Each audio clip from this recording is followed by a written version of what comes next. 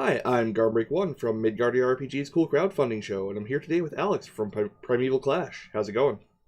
Yeah, it's going really good, man. How are you? I'm pretty well. So, why don't you tell me a little bit about Primeval Clash? All right. So the Primule Clash miniatures game. Cody and I ended up developing this. Started a little over a year ago working on this game system. It started off with his massive love of dinosaurs and my love of different historical cultures. And so we basically just like mashed them together in a way that in the story makes sense. And so, yeah, so in the basic concept, there are four different starters. There is the Aquatech dynasty from the desert sand wastes, and they have a lot of the crocodilians and a lot of the dinosaurs with like frills, and all the solar energy kind of dinosaurs. Then there's the Quanawa sovereignty, which is the jungle, very humid jungle, lots of mountains kind of thing going on.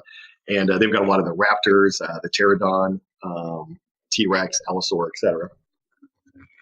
Then there's the kingdoms of Farheim, which are the northern, colder raider kind of faction, and they have it's too cold for the dinosaurs up there, so they have all the mammals. So they have like the woolly rhino, the woolly mammoth, saber-toothed tiger, dire wolves, etc. In a lot of these factions, they're actually mounts on them. One of the favorites so far of Farheim is the giant sloth with a high priest on it, just because Yeah, because sloths are awesome. I'm And then looking the at it last right now. It's beautiful. Yeah. and then the last of the four factions is the Grand Empire of Lindinia, who are the highly cultured, technologically advanced people who are so sophisticated that they only use herbivores and firearms.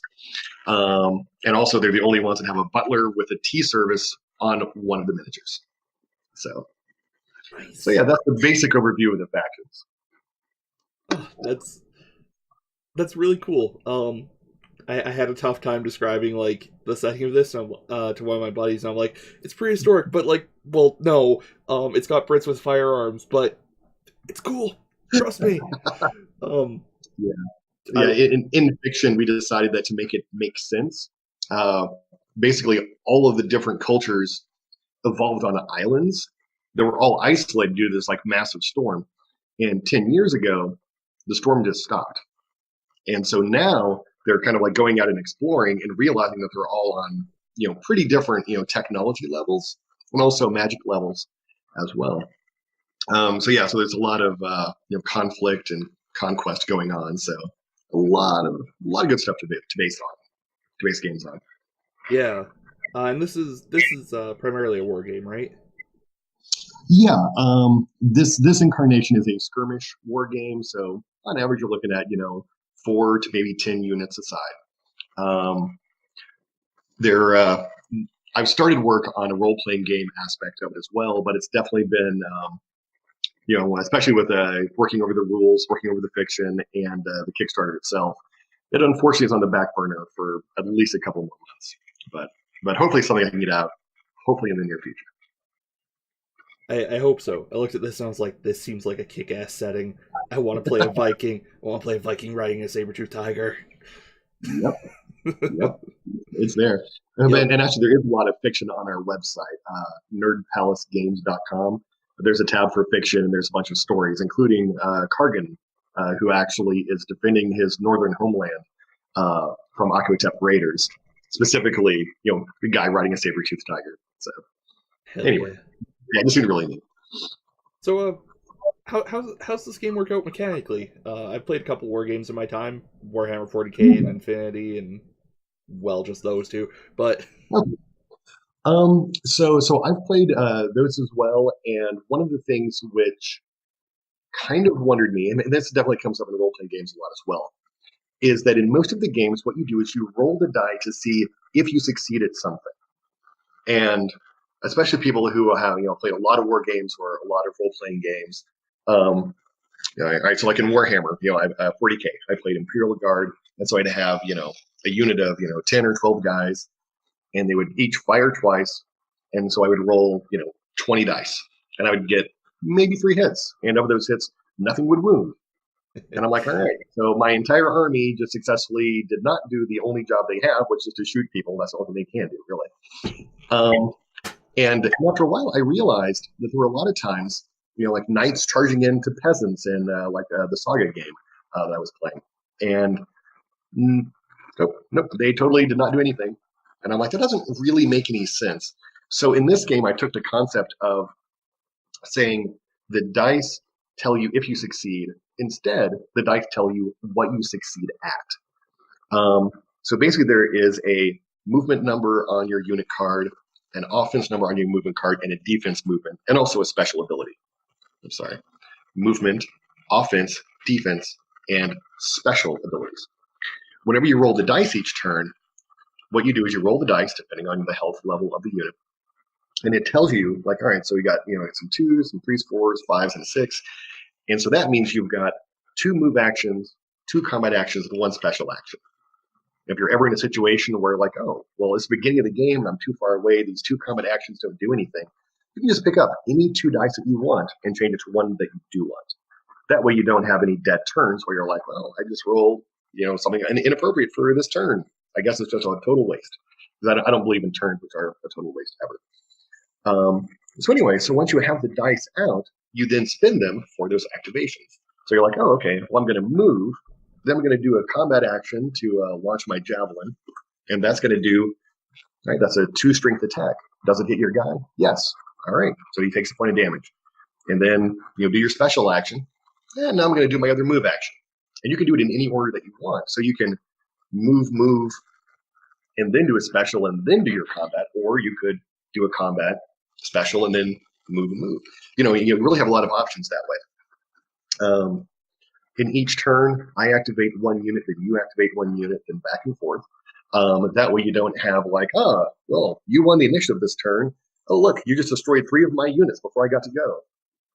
Yeah, because I'm not fan of that either. Yeah, the classic experience. I've been there. Yeah.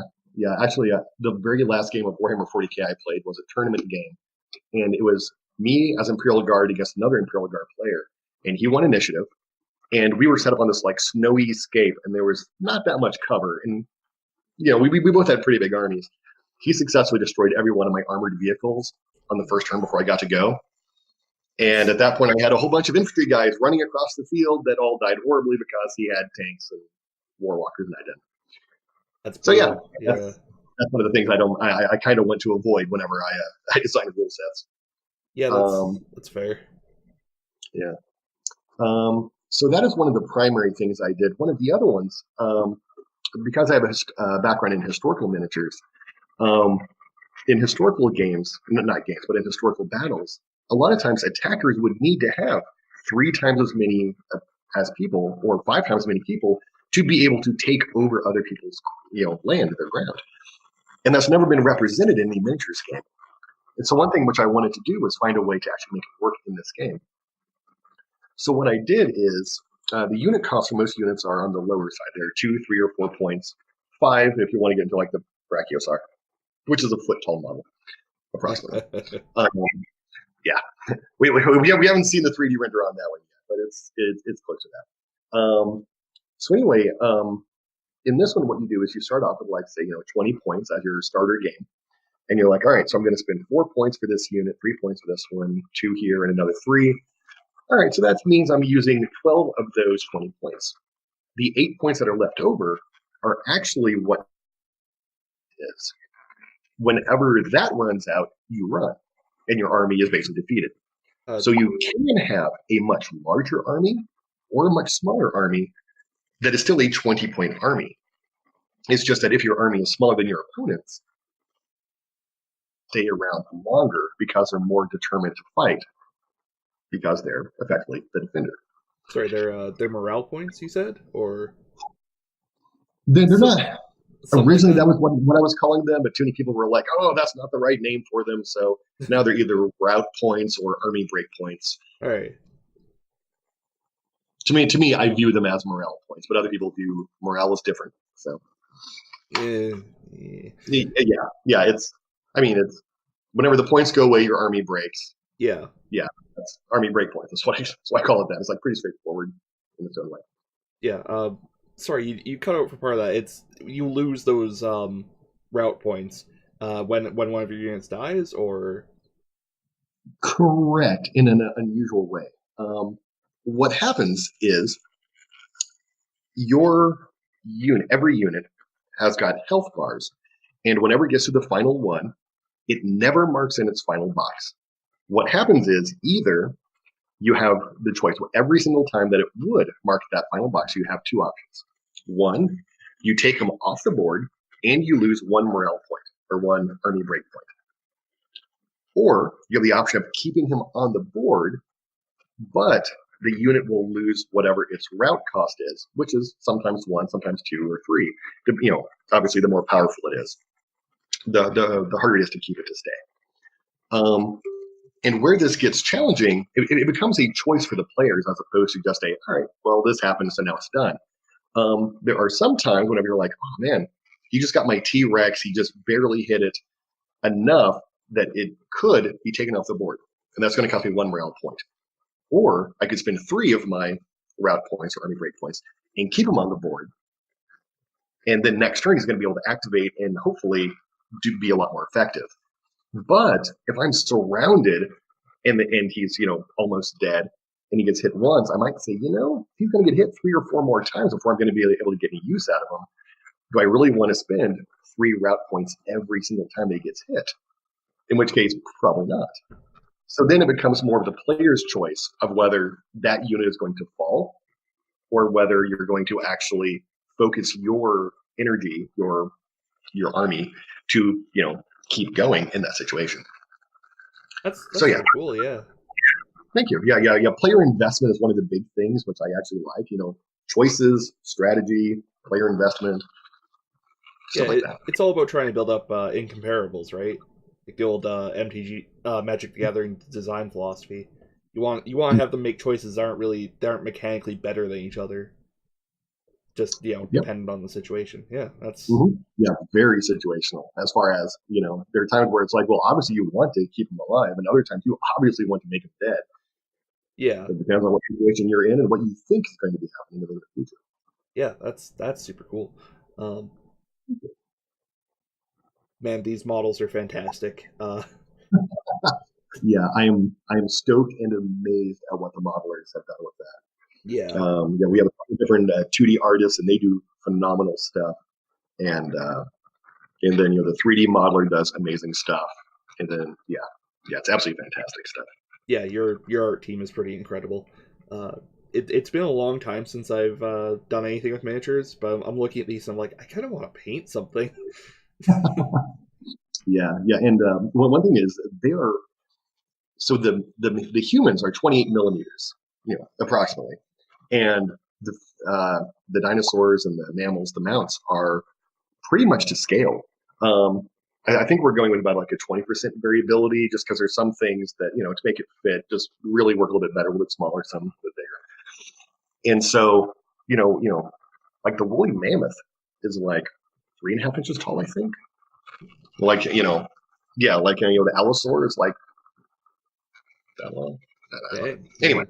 Anyway, it's we actually are needing to get some scale figures up really soon. But they're incredibly large and really well detailed. So yeah, they look sweet. You've got a lot of good aesthetic stuff going on, is what I'm saying. Thank you. I like the Sickle Claws. They're really good. Sorry, yeah. I'm just scrolling through the page for like the 5th time. The Sickle Claws are the feathery velociraptors. They're really neat. One thing which is really neat about them, Sickle Claws originally were a little bit overpowered just because they were really hyper aggressive. But I ended up rewriting the rules on it so they themselves in one group are not incredibly effective. But what happens is every group that is adjacent to an enemy lowers their defense by 2 points. So whenever you have 2 or 3 Sickle Claws around someone, they literally just like shred them defenseless. So then every single attack is a really, really aggressive ability. So because of that, whenever they travel in packs, they will utterly destroy pretty much anything that they come in contact with. which seems pretty appropriate for how they run. Right. Like if you can hit them from further out, If you slow them down, keep them feared, push them back, stun them, etc. Is it basically if you can crowd control them, you'll be fine. But as soon as they overwhelm you, they'll overwhelm you. Yeah. That's pretty cool, and that does make sense. While we're still on the topic of what dinosaurs are in, as somebody from Alberta, I have to ask: do you have the Albertosaurus anywhere in there? Not yet. We've got a lot of unusual, obscure, mainstream, etc. I mean, we have pretty much the wide spectrum. The Amaragatosaurus, which is one of the newer ones, I think, is in there. And actually, there's one that literally like just got discovered, like within the last year, with a whole, it's got a really long neck and a lot of spines. And we put up concept art for it. And there were, a lot of people didn't know what it was, but there was one guy who's like, "Oh my God, wait a minute, is that the new one that they just discovered?" And we're like, yes, it is. Is that the Raw's Judgment one? I believe so. Yes. That's super I've cool. been going over a lot of names today, so unfortunately, I got to the point where a lot of them are beginning to kind of flow together. So, Oh, it's all good, man. yeah, I was doing editing for all the unit cards, so a lot of double checking the spelling of each and every name to make sure we have everything right. Yeah. So, yeah. So on the topic of the models themselves, what are they made out of? Are they PVC, pewter, resin? So, so what they will be made out of is it's a high quality PVC that it's really solid and rigid. We actually got sent a bunch of samples from the manufacturer that's going to be mass producing them, so we could see which ones we liked. Unfortunately, I don't have them anymore. They're back with Stephanie, the one who's in charge of the overseas production and manufacturing. But yeah, it's a specific type of PVC, and we're like sitting here with like all these little game piece and models that they've done over the years, and we're like, what about this one? What about this one? And there was one, and it was actually like a little it's a sample from a game that they have. And so it's this like little green dragon with these little wings, and the wings aren't moving. They're just really thin, good detail, and they're not flexing. But it's not like they're brittle either. So I was like, if it falls on the floor, it's all right. You don't have to worry about the sword, like bending if you just like, touch it once though. So you don't have to worry about repainting it all the time. So it really seems like a really good quality for what we're trying to do. Unfortunately, I don't have the name of that back yet. I asked that, but actually, yeah, because their offices are like in China, we're not going to get word yet. So Yeah, well, yeah. Just let me know when you do, and I'll throw it in the description of the video. Sweet. Because Definitely. I think that's a big question for a lot of people with miniatures games. It is. It's one of the questions which has really the fact that I don't know which specific type or designator it is, because I've worked with a couple of different PVCs over the years, and it's like some are good and some are bad, and it depends on the spectrum. And what we found is really good for what we're doing. So, but That's good. So let's talk about like backer levels. What does it cost to get into this? So what we did with the starters is basically everything that you need to start with one faction. Originally 3 units, we upped it to 4, and that is for $60. And so that's like the rule book, the tokens, etc. So you can literally take it out and play a basic size game with it right there. We're really happy with that. We're doing a discount, whereas if you buy 2, it's only $100. So you can basically split with a friend. You both pay less, and you each get your individual rulebook, your each individual tokens, etc., and your own individual stretch goals, including the exclusive figure Roturic, who's a mercenary who will work for any faction. I actually just uploaded the basic fiction, like little condensed fiction for it yesterday. I don't know if you had a chance to read it yet or not, but he's not really a mercenary in that he will work for anyone. It's that because of what happened, he will work against anyone. And so it's a little different perspective. So basically, the concept is, the fiction is whenever he's on your army, he just happens to be attacking the same guy that your main army is attacking. So Yeah. a Not little so different much. concept. Not so much you're paying him as you go to fight something and he's there also killing it. Exactly. Yeah, I dig it. All right. So that's Sweet. the very base level. hmm I think you have some larger ones for multiple boxes and stuff like that. Yeah. I'm sorry. It's $60 for basically like one box, Right. 100 for two, 150 for three, and then 200 for four. Um, but whenever you get those, each of those do come with, the backer level, the basic stretch goal stuff, alternate riders, unit cards, etc. Yeah. Cool. Do you have any options for purchasing like individual models? Not yet. We didn't actually expect that would be like a really, like really demanded thing, but there've been a lot of people asking us and sending messages about that. So something that we're looking into. We're trying to be very cautious on this because each individual model is decently large, and the boxes for the sprues that they're coming on are decently wide. And so shipping, if we do a lot of these, can get very bulky, which will end up costing more than if they were like really heavy. Um, so we have to be really careful about making sure that we get the shipping costs right, and we don't have the exact weights back from the model makers yet. And so we're really really careful about like saying yes, we can do this and it'll cost you this much to get it, because we can very easily lose money on some of it. So Yeah. So it's and yeah. So it's the kind of thing that we want to get it might as well as we can. yeah, it's the kind of thing that might happen during the campaign, but it might have to wait until afterwards. It's possible. I am hoping that within the week, I want to say right now, the model maker, the manufacturing company, is looking for one last file to get sent from the 3D modeler, and whenever they have that, they can then, I don't know how they do it, but they basically say like, all right, here's how much actual weight is going to be in this. Here's how much the size and the shape it is. There's your exact size and weight box done. Then we can actually look at it and be like, here's the quote for this, and go. So I'm hoping within a week we'll be able to say, if you want to get one or two, dinosaur, sprues, then it's going to cost X amount. If you're going to do this, it'll be this amount. So then we can at least get a basic, yes, you can buy individuals, and here's how you do it. Hopefully Yeah. within the week. Hopefully, yeah, because some of these are really cool, and maybe you just want those cool raptors.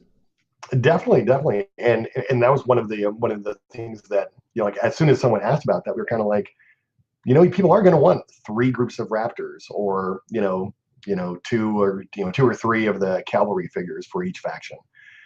And yeah, I definitely get it. Yeah. So this is your first Kickstarter, right? hmm Do you It have is. any hot tips to pass on to anybody else looking to do this? Oh, I could write an essay on things to do and things not to do.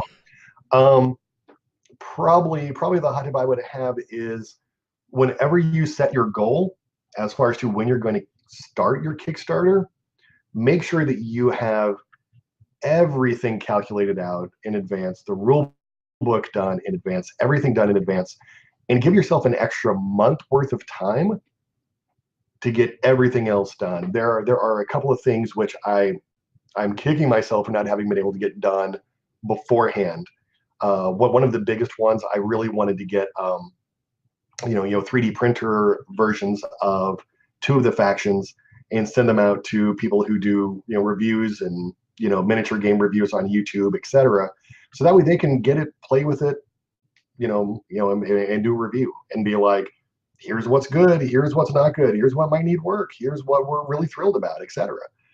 And just getting that out there is a really big thing, and that's probably the thing which I wish that I had been able to do in advance. So Yeah. give me more time, because you will need it. Yeah, I was looking through the comments before this interview. It looks like it was a bit of a scramble in some places trying to get everything out there. Yeah, there were a number of things where we're like everything's running on schedule, everything's fine, and then it's a domino effect. As soon as one thing goes behind, then we're diverting all our energy here Yeah. and not here, and then back and forth, and so yeah, it is a lot more stressful than I thought it was going to be. Um, yeah, yeah, I'm used to high stress jobs, but yeah, this is a little bit different. Well, I mean, at least it's only for a month, until That's six true. months to a year down the line you run the second one. But Yep. Very true. yeah, you mentioned the possibility of a tabletop RPG in the future. I Mhm. would definitely be interested in that because this universe looks really interesting. Yeah. The what it would probably be based off of, I don't know if you're familiar with, but there's a system called Powered by the Apocalypse, Yes, I and am. it has a really wonderful resolution mechanic that I like.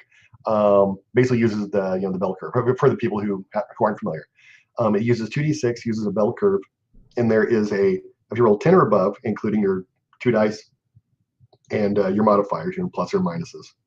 If you get a 10 or better, it's a good success. You get what you want. If it's a 6 or less, you don't get what you want, and the MC or the game master, in this game is called an MC, gets to make a move, which is basically a negative effect. And 7 through 9, it's either a partial success or success with a cost. And so it's like in Dungeon World, which is one of the most common ones, whenever there's a partial success in combat, probably you're going to attack, but you're going to get hit as well. If you roll a good, if you roll well, a 10 or better, then you will hit without getting hurt. On a 6 or less, you're going to get hurt and or put into a worse position. And so it really gives a good flow, and it has a lot of player interaction and player agency, and it just really flows really well. And I'm really liking the system, and I think that it works well with what we're trying to do. Yeah, So it would be a variant of that. yeah, we've done a couple Powered by the Apocalypse games, and when they're done right, they are really good. Definitely. So, anything else? Anything else you want to touch on about Primeval Clash? Um, well, just because we're talking about Power by the Apocalypse, in a lot of them, you're like, okay, here's your one playbook, and that's it. However, there were a couple. I'm drawing a blank on it, but there's one set in the future where you basically have three partial playbooks and put it together, and it's your origin, your training, and what you are now. Yeah, Basically, it's kind of like a space game. Uncharted Worlds. Yeah, Ah, that's the one. Perfect. And so I was thinking about doing something kind of like that, where it's like, what is your faction, and you might have a couple of things tied to that, not too much. Maybe your stats would have a modifier from that, and then your origin, whether you were an orphan, trained in a church, whether you were the chieftain's son, whether you were a slave, whether you're a warrior, and so that would be like your origin, and so that would give you some stats and skills, and then the last third would be what your profession is now, and that would give you a lot of the skills that you have and a lot of your stats. And so, it gives a little bit more player control than some of the Powered by the Apocalypse games. So anyway, yeah, that's just something which I was kind of kicking around, which again, you know, basically everything that I like, trying to shove it all into one into one game. it's a good formula sometimes. So far, I'm happy with what's come up. So far, I'm happy with it. So Yeah. So how did you get into tabletop gaming? wow. So age 11, so like 33 years ago. I was visiting my aunt and uncle and my cousin who was 14 at this time. I think she's 3 years older than I am. Anyway, they had a pretty nice house. It was big, and they had a library with different books in it. And inside there, I just happened to see a box, and it was the old Dungeons and Dragons basic box set. Um, and I was like, "What is this? I don't understand anything here." And so I'm like reading through it and didn't understand. And apparently, she didn't like it, and was like, you can have it if you want it. I'm never going to read it. And I was like, all right, sure, I'll take it. And then a year or two later, I met some other people who were playing advanced Dungeons and Dragons, and so got into that. And shortly after that, I actually designed a space game. And then my stepbrother looked at it and was like, oh, so you like Starfleet battles? And I was like, what's that? And he's like, oh, it's a game. And what I'd done was similar to that, but a little different approach. It's actually closer to like the Babylon 5 miniatures games that came out with a number of years later. So like the starship is all these boxes, and the lasers you would actually like draw the line like and like, okay, here's what it would damage on the way through. But anyway, so then, you know, I just kept playing more and more games, and card games and role playing games and miniature games and board games, LARPs, all the games pretty much. So yep. Yeah. That's pretty cool. Yeah. I decided to never grow up. That was pretty much the thing. Me too, man. As you can tell from all of like the various merchandise stuff behind me. Yeah. I see the guitar in the background, a couple different boxes. And I was like, yep. Yeah. I can't actually play the guitar. It's one of those things I've been carrying around with me. Like somebody gave me it forever ago, and I just keep taking it with me whenever I move. Mm-hmm. We took a string off of it to make a styrofoam cutter a while back, and that's the most use it's ever gotten. Yep, so, the high E string, man, that thing will cut. It is amazing. Yeah, well, we ran a current through it and used an old flashlight for the body of it and stuff like that. Nice. It was pretty sweet. Yeah. And yeah, like got tabletop games, card games, anime prints, all that. Yeah. Nice. Yep. Yeah. The quality is not good enough for me to tell which ones they are, but yeah, very up. It's not the best webcam, unfortunately. It's all good. Yeah. Anything else you want to bring up while we're here? nerdpalacegames.com. Right, that's where all the cool updates are. There's fiction on there. There's some 3D renders and some pictures on there. Links to the rules. Feel free to download them for free. Check them out. Let me know what you think. Yeah, that's the important stuff. All right. Well, it's been good talking to you. Yeah, man, fantastic. It's been great meeting you. Yeah. Well, have a good night. All right, awesome, man. Thank you so much. Good night. See ya. Hey, hope you enjoyed that video. If you did, you can subscribe to us by hitting the subscribe button just below this video, and hit the bell to get notifications whenever we put up a new interview or tabletop game or whatever weird thing we're doing that week. And if you really like what we do, you can support us by subscribing to us at twitch.tv/Midgardia, which is also where we do tabletop games live, or becoming a patron on patreon.com/Midgardia. Have a good day.